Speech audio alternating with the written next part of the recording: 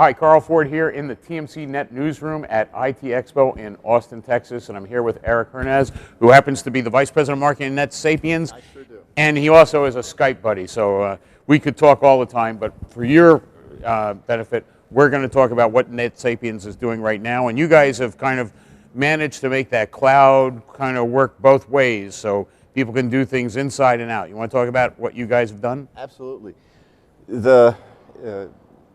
Earlier this year, we launched nShare, which allows us to put our IP-centric switching features in geographically dispersed locations, which means you could have part of your switch running on one side of the country and part on the other. And unlike other kind of resiliency schemes, they're both active all the time. So if one goes down, the other one automatically takes over all the features, nothing is lost. And that was great, but what we're doing this year is we've allowed it to shrink in a way that you can actually put a PBX, a part of this IP-centric switch, onto the customer premises. So if our service provider customers have their own customers that are a little bit leery of the cloud still, they like being able to say their PBX is on their premises and you know, are quite concerned legitimately about security issues, they can now have that PBX running on the premises, but still have all the cloud goodness of the main switch that's sitting in the data center. So there's a couple of benefits aside from the resiliency of it.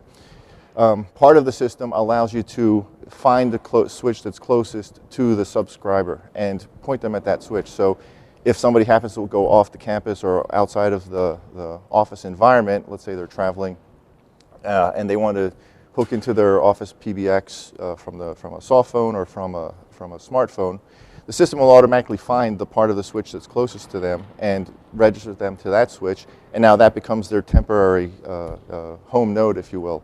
So that's great for quality of service issues, especially if you're talking over the data network. You want to be able to keep the user as close to the switch as possible. So we've just launched we just deployed our first customer using this scheme, and we're very excited about it. So for some companies that are service providers who are also like managed service providers as well, that's a good mix because they can offer it both ways and in effect make it so that there's an automatic fault tolerance and disaster recovery plan too, right? Yeah, absolutely, absolutely. And in addition to that, a lot of companies who are in this business are used to selling boxes onto premises, right? They're used to selling hardware and you know have not yet made the cultural shift to the cloud. So this gives them a bridge. They can sell part of the switch directly to the CIO, who's very concerned about having the switch on premise, but still have the cloud as the backup and all the benefits of that kind of configuration. Okay. Now, just out of curiosity, does that also add some feature richness to it as well? Like, you know, can you guys support them doing some HD quality or any of those kind of things? Well, we're a very full-featured switch to begin with. So, you know, our basic product has every feature you can imagine, including video calls and HD calling and all that. What this does is really just takes that very big feature-rich switch, allows you to wrap it up in a small package and put it wherever you want it, but at the same time manage it from a central location, manage it from one place. And because of the fact you can deal with local services, that also means that, you know, if someone's trying to work remotely, you've got that covered as well. Just out of curiosity, who are you trying to reach out to right here at the show? Who's been your target audience? You are my target audience right here. No. Hey, there's truth in that. But there is.